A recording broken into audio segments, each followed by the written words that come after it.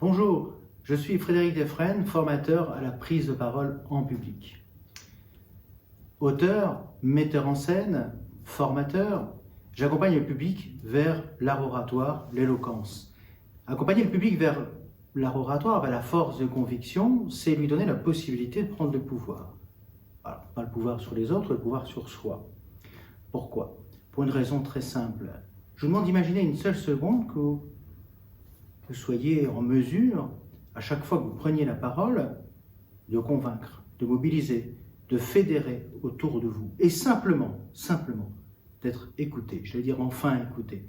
Et être écouté, c'est être impactant. Alors, comment accompagne-t-on vers la prise de parole et vers la confiance en soi, puisqu'il s'agit de ça, avec des méthodes très simples. Car il faut bien se dire une chose, et ça c'est peut-être typiquement français. Vous savez, en France, on est persuadé que les gens ont du talent et naissent avec du talent. C'est du travail. Ce n'est que du travail. La prise de parole, et la formation de la prise de parole, c'est un sport de combat et d'endurance. Il va falloir mettre vos baskets tous les jours avec des techniques très très simples qui sont en général, pour la grande partie, tirées du théâtre et, me concernant, tirées de ce qu'on appelle le théâtre d'improvisation. Vous savez, ce théâtre où il faut écouter, accepter, et puis avec un thème écrit par le public, aller sur scène et accepter les contraintes. Ces techniques sont basées évidemment sur l'écoute et l'acceptation et sont basées aussi sur la capacité que nous avons tous d'aller chercher en nous une force de conviction. On va évidemment travailler ce qu'on appelle le paraverbal, vous savez ce qu'il y a autour de la voix, le verbal, les mots, et puis le non-verbal, le corps, ce qui est le plus difficile à travailler, mais on en reparlera. Mais dans une première partie, je voudrais aborder avec vous la peur de prendre la parole.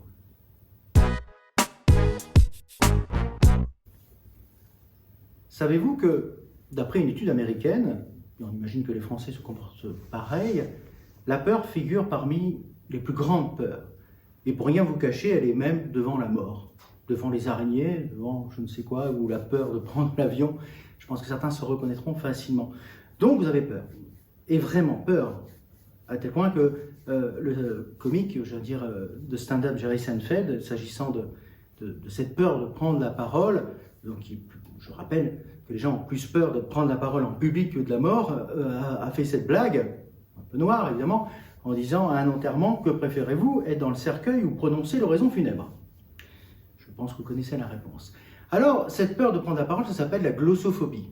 Voilà, donc vous avez compris que c'est une peur assez commune. Et pourquoi on a ce sentiment-là? Pourquoi on a peur de prendre la parole? Cette peur, cette appréhension, ce stress, ce trac, appelez ça comme vous voulez, qui torture physiquement. Et on parle bien d'une peur physique, parfois bien longtemps avant votre prise de parole, parfois quelques minutes avant, lors d'un tour de table, dans une réunion. On se dit, mon Dieu, ça va être à moi, qu'est-ce que je vais dire? Ça y est, c'est à moi, au secours. Alors, cette peur de prendre la parole s'enracine principalement dans deux raisons. La toute première, elle est quasi ancestrale. Vous savez, la parole, c'est quelque chose qui a environ 15 000 générations. Voilà, il faut savoir que l'écrit, 150 générations, la parole, 150 000 générations. Ça veut dire que ça vient très très loin. Et donc, cette peur de prendre la parole, elle est principalement due au cerveau reptilien. Alors, je m'explique. Il y a 30 ou 40 000 ans, face à un danger, je rappelle que vos sens étaient aux aguets, au moindre bruissement de feuilles, et bien face à un mammouth, un tigre à dents de sabre, choisissez votre ennemi, vous faisiez deux choses, concrètement. Soit vous combattiez, soit vous fuyiez. Ça s'appelle le combat-fuite. Et rien n'a changé. C'est-à-dire que votre corps et votre cerveau, qui est incapable de dissocier la vérité, de ce qui se passe vraiment, de ce qu'il projette, vous renvoie des signaux physiques de peur. Vous êtes devant le mammouth, lorsque vous êtes à un micro ou sur votre estrade, et puis pour lui, le corps, quand vous parlez, ça ne veut rien dire, puisque je vous rappelle que ni vous combattez, ni vous fuyez. Alors évidemment, face à une prise de parole, à un entretien de recrutement, je vous conseille de faire ni l'un ni l'autre. Vous pouvez toujours tenter de combattre ou de fuir. Et donc il faut à un moment donné bien combattre cette peur. Cette peur, ce trac, est indissociable de la prise de parole. C'est une montée d'adrénaline pour laquelle il ne faut pas vraiment s'en séparer et complètement s'en émanciper. Je donne une citation, Sarah Bernard, immense actrice du début du siècle, une jeune première une jeune comédienne, vient voir Sarah Bernard et lui dit « Madame Sarah Bernard, je n'ai absolument pas de trac, absolument pas. » Sarah Bernard, dans sa loge, lui a dit « Mais ma petite, ça viendra avec le talent. » Vous avez bien compris que le talent ne fait rien à l'affaire, pour le coup. Donc, cette peur de prendre la parole, elle est d'un côté ancestrale. On dit aussi parfois qu'il était difficile dans une tribu de prendre la parole sans risquer sa vie, et que forcément, tout ça a peut-être généré des peurs complètement ancestrales chez nous, puisque si on critiquait le chef, on a même une chance sur deux que ça finisse mal. Bien, donc premièrement, peur ancestrale, peur reptilienne, voilà, c'est physique. Deuxièmement, la peur du jugement. Vous avez peur d'être jugé, pauvre petite chose que vous pensez être. Je vous rappelle que vous êtes souvent votre propre harceleur, c'est vous qui vous dites que vous n'en sortirez jamais. Vous savez, ce petit diable sur l'épaule qui vous dit « mais c'est complètement nul ce que tu fais ». Bon, peut-être, je ne sais pas. Donc vous avez peur de prendre la parole, peur de dire « mon Dieu, si je dis ça, on va penser ça, on va penser que je n'ai pas de vocabulaire, on va penser que je ne sais pas ce que je raconte ». Et puis, il se passe plein de choses dans cette prise de parole. En général, votre débit baisse beaucoup, mais ça, on verra ça tout à l'heure. Donc, vous avez peur qu'on vous juge, qu'on pense de vous que vous n'êtes pas, je dirais, à la hauteur. Et ça, principalement, c'est dû à une petite chose. J'ai évoqué le petit diable, je vais évoquer un livre avec vous, et je suis dans une bibliothèque. Ce livre s'appelle « On est foutu, on pense trop » du docteur Serge Marquis, qui est un docteur, je le précise, psychiatre, neuropsychiatre, un Québécois, qui a écrit un bouquin absolument superbe, magnifique, très drôle, court, qui utilise une analogie sur notre façon de penser. Donc vous l'avez compris, ce livre s'appelle « On est foutu, on pense trop ». Pourquoi? Son analogie est très simple, ou une métaphore, appelez ça comme vous voulez. Il dit qu'on a un petit hamster dans la tête. Ce petit hamster tourne dans sa roue. Ce foutu rongeur tourne dans sa roue, il passe son temps à tourner dans la roue. Pourquoi? Principalement parce qu'il se base sur vous, sur votre ego, donc il tourne dans sa roue et dans la prise de parole, ce petit hamster tourne de façon hystérique dans la roue. Pourquoi? Parce que c'est lui qui vous dit « mais on va te juger ». Très simplement. Parce que il vous fait voyager dans le temps, ce hamster, dans le passé, en disant « rappelle-toi, souviens-toi ». Souviens-toi comme tu as eu peur quand tu as pris la parole. Par exemple, au moment de la récitation au CM2, vous étiez au fond de la classe, on dit « Frédéric, non, pas moi ». Voilà, et puis ça s'est mal passé pour plein de raisons. Donc, ce hamster vous branche dans le passé en disant « Souviens-toi, quand tu as pris la parole, on s'est quand même moqué de toi. » D'accord? Et puis on a tous des prises de parole qui sont passées moyennement, c'est comme ça. Et puis ce hamster, ce foutu rongeur, qui est très difficile à apprivoiser, je vous dis honnêtement, c'est une bête sauvage, il va vous faire voyager dans le futur, parce qu'il va poser des suppositions et des hypothèses. C'est-à-dire que, alors, vous allez parler, et puis en même temps, vous allez vous dire, alors attention, si je dis ça, il va probablement se passer ça, ou ça, ou ça. Tout ça n'existe pas. Je vais vous donner un truc, c'est ce que dit ce bouquin, branchez-vous sur l'instant présent. Vous voyez, sur le pouvoir du moment présent, très simplement. Le passé n'existe plus, le futur n'existe pas encore, parce que ce hamster vous fait voyager dans un futur qui est toujours un peu anxiogène. Il ne vous dit pas le week-end prochain je suis en randonnée, il vous dit quand la facture va tomber, tu seras dans la caca. Bon bref, tout ça pour dire qu'effectivement, quand vous prenez la parole, vous êtes complètement pris par la peur du jugement, cette peur ancestrale. Alors me direz-vous, écoutez, vous faites comme tout le monde, vous tapez sur internet, sur votre téléphone, stress, gestion du stress, j'ai peur de prendre la parole, enfin ce genre de truc. Et vous allez tomber sur plein de choses, plein de solutions qui marchent très bien, mais c'est ce que j'appelle des patchs. Ça veut dire que, bon, c'est gentil, c'est sympa, ça atténue un peu la douleur, j'ai envie de dire. Vous savez, la respiration, le diaphragme, les bails, enfin, bon, tout ce que vous voulez, plutôt bien. En réalité, la seule chose qui fonctionne, c'est ce qu'on appelle la projection mentale. Ça veut dire quoi? Ça veut dire qu'il va falloir vous entraîner, tout simplement, à prendre cette parole et ne pas la lâcher. C'est-à-dire reproduire les conditions de prise de parole. Je vous donne un exemple, je suis dans une médiathèque, voilà, très simplement. On peut imaginer que si j'avais voulu, et j'aurais pu le faire, m'entraîner à cette prise de parole, ce que j'ai fait un peu ce matin, je ne vous cache pas, je me serais assis dans les mêmes conditions. J'aurais dit, voilà, j'aurais une chaise, voilà, on me filmera à peu près comme ça. Et puis, évidemment, à un moment donné, mon cerveau associera ça à quelque chose qu'il reconnaît. D'accord? Je vous donne une image.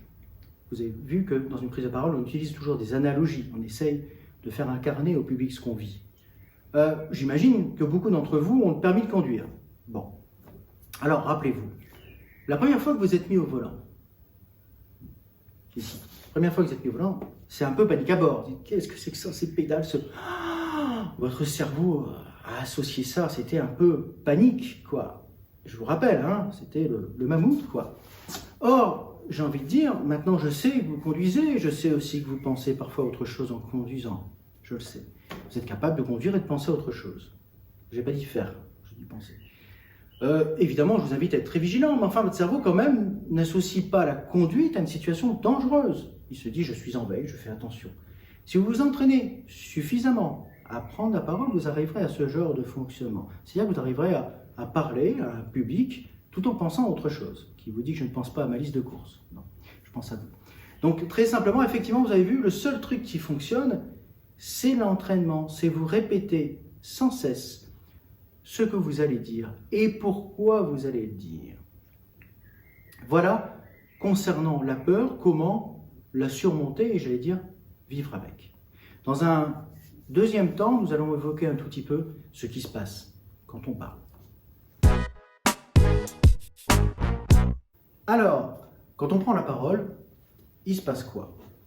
D'après une étude, pas très récente, qui a sensiblement mon âge, 1967, de Merabian, on dit, il a été écrit en tout cas, que le verbal, les mots qu'on emploie, comptent pour 7%. Le verbal, les mots. 38% pour ce qu'on appelle le paraverbal, ce qu'il y a autour de la voix. Et enfin, 55% pour le non-verbal, le corps. 7% verbal, 38% paraverbal, 55% non-verbal. Une étude qui est parfois soumise un peu à discussion, eu égard un peu les conditions. Enfin, s'il faut retenir une chose, c'est que ce que vous dites, attention, ça va vous marquer, ce que vous dites n'a pas une grande importance. Non, c'est la façon dont vous le dites, tout simplement. Alors reprenons, si vous voulez bien, ces 3 points. Et commençons très simplement par ce que vous adorez, le verbal. Je dis vous adorez puisque je vous rappelle, vous avez peur du jugement. Alors vous pensez qu'un mot à la place d'un autre, c'est quelque chose de grave. Et pourtant, vous vous rendez compte que 7%, c'est quand même très très peu. Alors le verbal, effectivement, sur les mots que vous employez, voilà, alors vous avez effectivement peur de mettre un mot à la place d'un autre, on voit bien que ça n'a pas une grande importance. Alors attention, peut-être quelques petites choses quand même concernant le verbal, évitez de parler entre vous. Si par exemple vous présentez un produit, évitez d'utiliser trop d'acronymes, vous savez, où il n'y a que vous qui comprendront, c'est parfois le reproche qu'on peut faire aux développeurs informatiques, aux ingénieurs qui parlent d'ingénieur à ingénieur, voilà, qui oublient pour le coup qu'il y a un public. Autre chose, s'agissant du verbal, il est souvent très parasité pour le coup, par ce qu'on appelle les tics verbaux. Alors, les tics verbaux, on les connaît tous, j'espère ne pas en avoir, hein, très simplement, vous le direz en commentaire. C'est les du coup, les en fait, les voilà, les E. Alors le E a une particularité absolument terrible puisque je vous rappelle qu'il se pose en début de mot et en fin de mot. Alors pourquoi ça parasite vos prises de langage, en tout cas le verbal? Parce qu'on n'entend plus que ça. On n'entend plus que ça. L'autre jour, pour être tout à fait direct avec vous, j'ai eu un entretien, vous savez, en visio, la personne en face de moi a fait 17 du coup. Alors évidemment, au 3e, j'ai commencé à compter. Et en plus, en visio, c'est l'avantage, on peut les compter sans que personne ne voit. Voilà. Et ça a évidemment parasité ce qu'elle me disait. Puisque vous commencez parfois vos prises de langage avec uniquement des tics verbaux. Hein, je vous la fais. Alors voilà, du coup, je suis venu en fait... j'ai toujours rien dit. Voilà. Donc, s'agissant du verbal, retenez que les mots que vous employez n'ont pas une grande importance et que faites très très très attention aux tics verbaux. D'ailleurs, je vais vous dire un tout petit truc, ces petites scories du langage sont des pansements. Vous savez, des petites béquilles que vous mettez entre deux phrases, surtout le du coup, puisque le du coup vient se placer précisément entre deux idées qui, pour le coup, selon vous, n'ont aucun lien. Alors vous dites, je vais mettre un du coup, ça ira bien. D'accord? Donc attention aux tics verbaux, je vous donne un tout petit truc, remplacez les tics verbaux par des silences. Je viens d'en faire un, vous n'êtes pas mort, moi non plus. Voilà, donc les silences ont plusieurs avantages. C'est de suspendre l'auditoire à ce que vous dites. Voilà, Victor Hugo disait que le silence était la plus grande des autorités, ou quelque chose comme ça. Vous voyez, marquer l'autorité. Et c'est vrai, observez tous les grands orateurs, vous verrez qu'ils utilisent énormément de silence. Vous êtes en entretien de recrutement, plutôt que balancer un tic verbaux ou un peu n'importe quoi, utilisez un silence. Votre auditeur, votre interlocuteur, votre recruteur sera intimement persuadé que vous êtes en train de réfléchir, alors que chez vous, c'est le vide intersidéral. Voilà. Mais on ne sait pas pourquoi. Regardez un tout petit peu, quand les personnes utilisent beaucoup de silence, on est intimement persuadé qu'ils sont en pleine réflexion. Voilà. Donc, utilisez des silences. Donc, ça, c'est le verbal. Passons, si vous le voulez bien, à le paraverbal, ce qu'il y a autour de la voix. Ce qu'il y a autour de la voix, c'est ce qu'on appelle la prosodie, le rythme, le ton, la musicalité de la voix qui chante, comme ça. Ça peut être la scansion c'est appuyer, comme je le fais maintenant, sur un mot. Voilà, donc effectivement, c'est soit un grand axe de travail vous concernant tout le monde, cette musicalité, cette prosodie, ce paraverbal, qui fait que vous chantez peu. Voilà, il y a parfois ce qu'on appelle une logorrhée verbale, c'est-à-dire que je pense beaucoup à l'entretien de recrutement par exemple, ou au discours, ou aux conférences, où tout est dit absolument sur le même ton, sans même changer. Vous voyez, c'est à peu près ce que je veux dire. Je vais maintenant entamer la partie 2. Ou alors la lecture absolument terrible, vous savez, des PowerPoint, hein, où on est là. Alors voilà, alors les résultats du budget cette année sont à peu près les mêmes qu'hier, donc la situation est catastrophique. Vous voyez, voilà, je force un peu le trait, mais c'est un peu ça. Donc attention à ce rythme, à ce ton, essayez de le moduler, essayez de le chanter. Soyez en veille aussi, puisque je vous rappelle qu'au plus vous manquez de confiance en vous, au plus le ton va baisser. Et parfois, un entretien de recrutement, ça fait... Mes qualités personnelles, elles sont...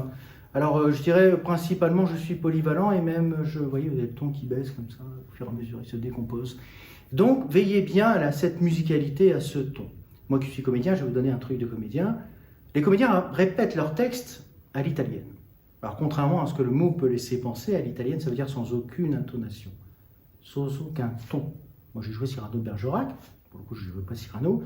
Et bon, c'est tous farci, excusez-moi le texte, sans aucun ton, sans aucune intention. Cyrano a tort d'esprit, mon cher, plus que vous-même. Vous voyez, pas beaucoup plus que ça. Pourquoi? Parce qu'en tant que comédien, ça c'est la grande erreur quand on fait apprendre des récitations à ses enfants. De mettre, tu vas mettre le ton. Oui, mais après. Parce qu'en tant que comédien, on apprend le texte tout seul, voilà. Et puis après, on le module. Parce que si vous l'apprenez avec la musique, j'ai envie de dire, vous pouvez tomber sur un metteur en scène qui vous dit « Mais ma chérie, c'est pas ça du tout. » Alors vous devez tout rembobiner. D'accord? Je vous donner un truc, vous apprenez du texte, apprenez-le complètement à plat. Complètement, avec vos enfants. Vous verrez, c'est beaucoup plus facile après de le chanter. Donc ce paraverbal, cette musicalité est un énorme axe de travail. Ça se travaille évidemment au théâtre, en répétant, en soignant évidemment son élocution. Je donnais aussi un truc un peu... je dirais, un petit bonus entretien de recrutement. Je suis quelqu'un qui parle relativement vite. Je suis très agacé parfois par les gens qui parlent trop lentement. Voilà. Ça veut dire quoi? C'est essayer d'adapter un effet miroir. C'est-à-dire quand vous êtes en entretien, par exemple, de recrutement, ou quand vous vendez, je pense aux vendeurs, si vous avez affaire à quelqu'un qui parle vite, bougez un peu le curseur, accélérez un peu, pas plus vite que lui. Ne le doublez pas, mais plus vite que lui, d'accord? Pas plus vite que lui. Bon, voilà, tout simplement, à contrario. Vous avez quelqu'un qui parle calmement, ralentissez. Voilà ce qu'on pouvait dire donc du paraverbal, ce qu'il y a autour de la voix. Évidemment, ce qui fait l'attrait des comédiens et des grands comédiens, aussi bien dans le passé, je pense à Louis Jouvet ou d'autres, c'est évidemment, ils ont cette musicalité. Je vous invite à écouter Lucchini, par exemple, qui va commencer toutes ses phrases, en tout cas ses prises de parole, par d'avoir un silence. Victor Hugo a dit quoi? Bam, derrière. Ou Édouard Baird, qui chante littéralement. Vous pouvez mettre un peu de piano derrière, vous entendrez ça. Donc voilà, on a évoqué le verbal, rappelez-vous les mots, le paraverbal, ce qui est autour de la voix, la musicalité, la prosodie, souvenez-vous. Et enfin, sujet passionnant, mais difficile, le non-verbal, le corps. Vaste sujet, parce que le corps vous trahit. Je vous rappelle que la peur s'inscrit dans votre corps, un peu dans votre voix, mais surtout dans votre corps. Alors, s'agissant de la prise de parole, le corps, je vais vous donner des toutes petites choses. Commencez par sourire. Voilà, souriez tout le temps. Moi qui ai beaucoup préparé des gens à l'entretien, je leur dis souris encore. J'ai jamais dit à personne arrête de sourire, tu me fais peur. Voilà. Donc, sourire, avec un sourire, vous sortirez de bien des mauvais pas. Commencez par sourire. Le regard, regardez en face. Vous n'êtes pas à l'aise, regardez le radiateur. Je ne regarde pas mon caméraman, je regarde le livre qui est derrière. Lui est intimement persuadé que je le regarde dans les yeux. Bien, regard, voix, évidemment, on l'a vu, sourire et ancrage. Soyez bien dans le sol. Vous savez, souvent, quand les gens prennent la parole, ils ne sont pas très à l'aise. Ils dansent un peu, vous savez, un peu les années 80 en disant alors voilà, vous êtes content que vous soyez là maintenant, venez.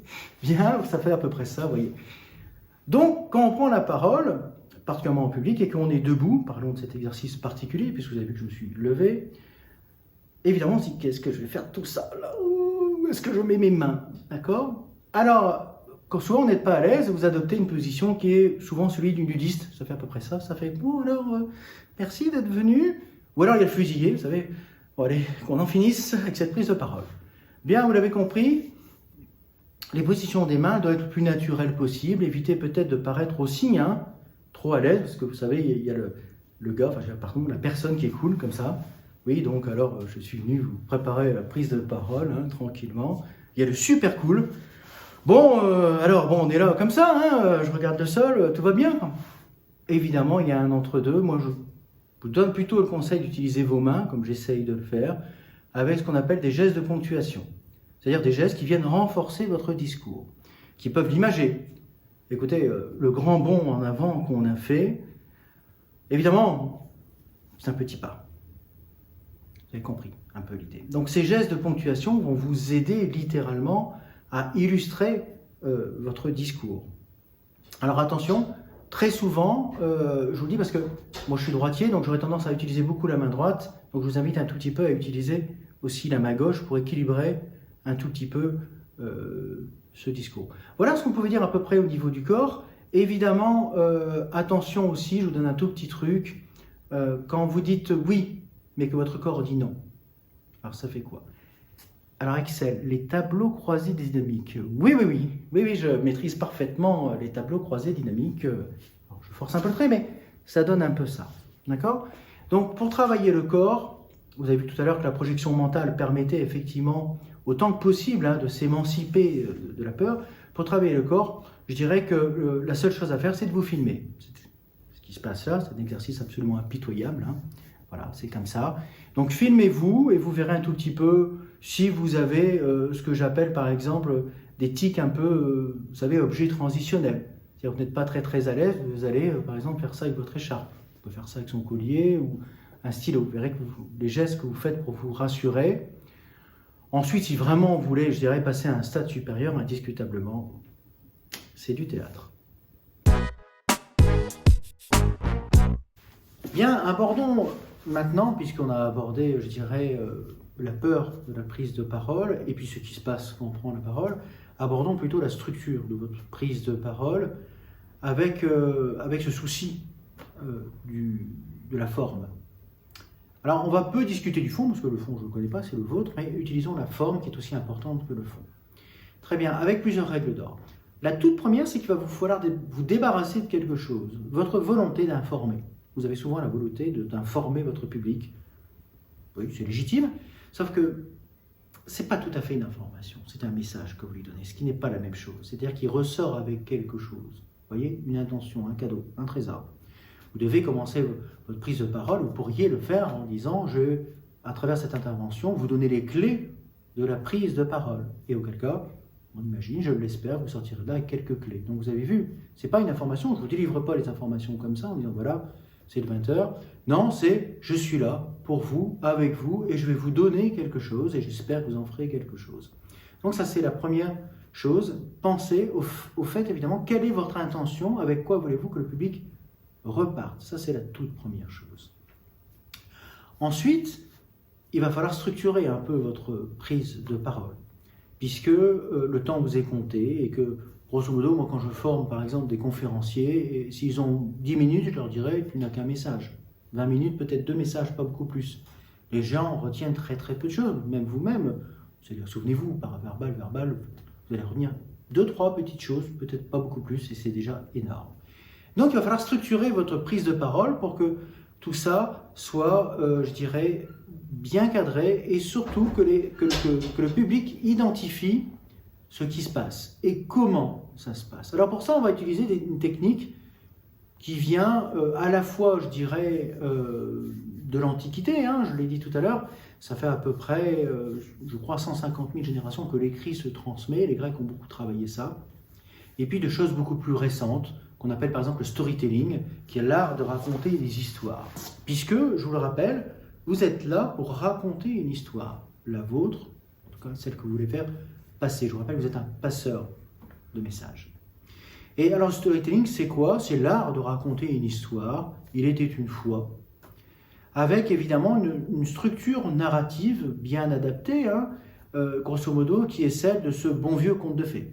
Il était une fois un royaume paisible, le dragon est arrivé, j'ai oxy le dragon, j'ai épousé la princesse, divorcé depuis, enfin bon.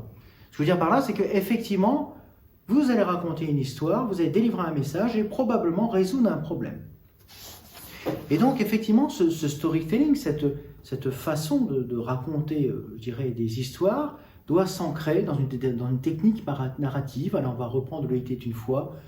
Le « il était une fois », c'est ce qu'on appelle l'exorde dans un discours, l'accroche. Alors, l'accroche, c'est quoi? Ça peut être une question. Combien d'entre vous ont peur de prendre la parole?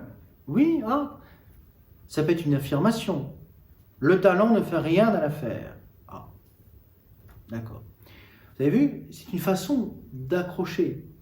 Il y a évidemment des prises de parole qui ont commencé par des exordes absolument, je dirais, mythiques. Je pense à l'abbé Pierre, mes enfants. Un bébé est mort cette nuit à Paris, à côté de chez vous, à peu près ça. Vous voyez là une prise de parole qui d'un seul coup ancre immédiatement. D'accord? Et donc, effectivement, sur votre prise de parole, je vous conseille pour le coup, c'est mon message, de soigner ce début de parole. D'accord? Cet exorde. Écrivez-la, prenez votre temps, ça peut être un sondage, ça peut être une affirmation, on l'a vu tout à l'heure, mais soignez ça, c'est votre entrée sur scène. Et puis soignez la fin, avec, effectivement, peut-être dans la conclusion, reprendre ce que vous avez dit, le cadeau, en disant je voudrais simplement conclure cette prise de parole avec un seul message, et là vous martelez votre message. Vous avez été pédagogue un jour, vous avez compris qu'il faut absolument marteler le message. Et s'agissant de convaincre, il y a, je dirais, trois piliers. Voilà. Alors là, je vais lire mes notes. Hein. Vous avez pris une lettre. Voilà, le logos, le pathos et l'éthos. Voilà. Alors le logos, c'est quoi? Donc, ça fait référence évidemment aux orateurs grecs. C'est la raison, c'est le rationnel. Je vous rappelle que par exemple, un entretien de recrutement, c'est une démonstration par la preuve, l'argumentation. Ça, c'est le logos, logique. Puis il y a le pathos.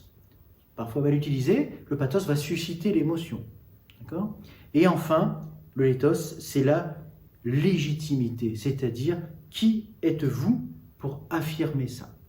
D'accord? Donc vous avez vu, on va résumer un tout petit peu sur la prise de parole. Vous devez effectivement structurer votre prise de parole en soignant l'exorde, c'est-à-dire le début, en soignant la fin, en veillant à persuader. Vous allez persuader avec des arguments, vous allez convaincre aussi avec ce que vous êtes, et puis l'intention que vous avez vis-à-vis de votre public. Donc vous avez compris qu'une prise de parole se travaille, s'entraîne, je l'ai dit tout à l'heure, c'est un sport de combat, vous devez travailler votre voix, sa modulation, son ton, son rythme, vous devez quand même veiller à vos mots, voilà, d'avoir le mot juste, voilà, et puis veiller également à votre corps, à la façon de bouger, la façon d'être ancré. Je le disais tout à l'heure, quand vous arrivez par exemple dans une salle, saluez un tout petit peu l'assistance, soyez immédiatement en contact avec eux. Je vous donne un truc, s'agissant par exemple d'une salle, souvent certains orateurs utilisent la technique de ce que je vais appeler le MW. Alors M, pourquoi? Parce qu'ils vont regarder le public comme ça, vous avez vu, ça fait un M, évidemment je pense au trait, et puis le W part dans l'autre sens, ce qui permet évidemment de balayer toute la salle. Mais vous devez être connecté avec la salle. Vous devez, pour vous connecter avec la salle, vous avez votre corps, votre regard, votre sourire, et vous avez également ce storytelling, cette façon de raconter les choses. Vous devez utiliser des analogies, des métaphores. Souvenez-vous, moi j'ai commencé cette prise de parole tout à l'heure par imaginer une seule seconde que d'un seul coup vous ayez le pouvoir de prendre la parole, d'être convaincant.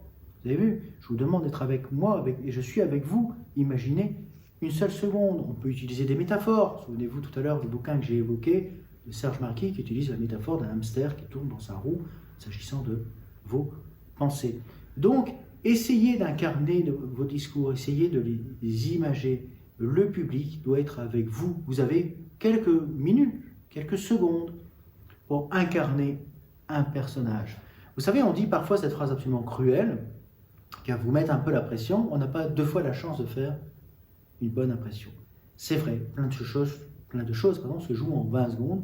Dès qu'on arrive, on vous voit, vous m'avez vu tout à l'heure, et d'un seul coup, plein de choses se jouent. Donc effectivement, ces 20 secondes, vous devez les incarner. J'ai évoqué aussi tout à l'heure le théâtre d'improvisation, vous savez, où les comédiens lisent un thème, bon, carotte, ok, carotte, et j'y vais, n'est-ce pas? Ils sont obligés d'accepter et ils doivent, sur scène, en quelques secondes, incarner non seulement un personnage, un décor, mais une émotion. C'est ça que vous devez faire passer dans une prise de parole. Quand vous arrivez, vous devez être heureux d'être là. Vous devez être content d'être là. Vous devez vous imaginer une image de bonheur. Souvenez-vous, vous avez vu Peter Pan vole parce qu'il essaie d'imaginer une image heureuse. Vous, c'est pareil, vous devez voler au-dessus du public. Voilà, je pense avoir fait à peu près le tour de ce qu'on pouvait dire sur la prise de parole. Alors, vous avez vu, je suis dans une médiathèque, vous le savez. J'ai quelques documents à faire partager avec vous. Je voudrais commencer simplement par À voix haute, un documentaire de Stéphane de Freitas, qui est sur un concours d'éloquence qui est organisé de mémoire à Saint-Denis. Voilà, donc avec un public qui peut-être est relativement éloigné des codes, en tout cas, de ce qu'on peut appeler de la prise de parole.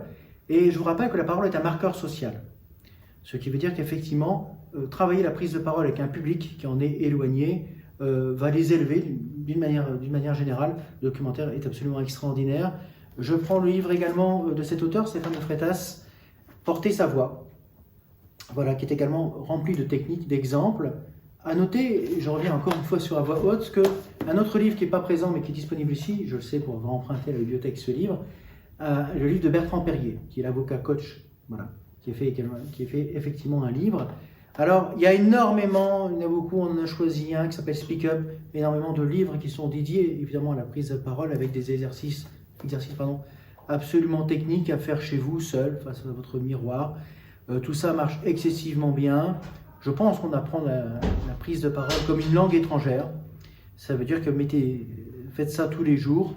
N'oubliez pas qu'aucun grand voyage ne se résume pas par de petits pas. Alors faites quelques pages par jour. Bien, et enfin, je termine avec un film, sur Simone Veil. Voilà. On me demande souvent, c'est une question qu'on me pose souvent, sur les grands orateurs, oratrices en France. Alors il y en a plein, hein, je pourrais les citer sans aucune, je dirais, volonté politique. Pour le coup, je pense notamment à Christine Taubira, c'est Gentilfemme. Il y a évidemment Simone Veil, on peut évoquer Jean-Luc Mélenchon, etc. D'une manière générale, je vous invite beaucoup à regarder ces orateurs et à les écouter, hommes politiques, comédiens. J'ai cité tout à l'heure Fabrice Lucchini, Édouard Baird. Parce que ces gens-là prennent un masque d'orateur. C'est-à-dire que vous imaginez bien que quelqu'un comme Lucchini, ou le regretté même Jean-Pierre Bacry, n'était pas comme ça au quotidien. Simplement, une fois sur scène, une fois face à un public, ils utilisent leur masque d'orateur et ils utilisent absolument toutes les techniques et d'autres que je vous ai communiquées. Voilà, je vous remercie beaucoup pour votre attention. N'oubliez pas de prendre la parole le plus souvent possible, car vous verrez que être convaincant, c'est être convaincu sur soi. Merci beaucoup.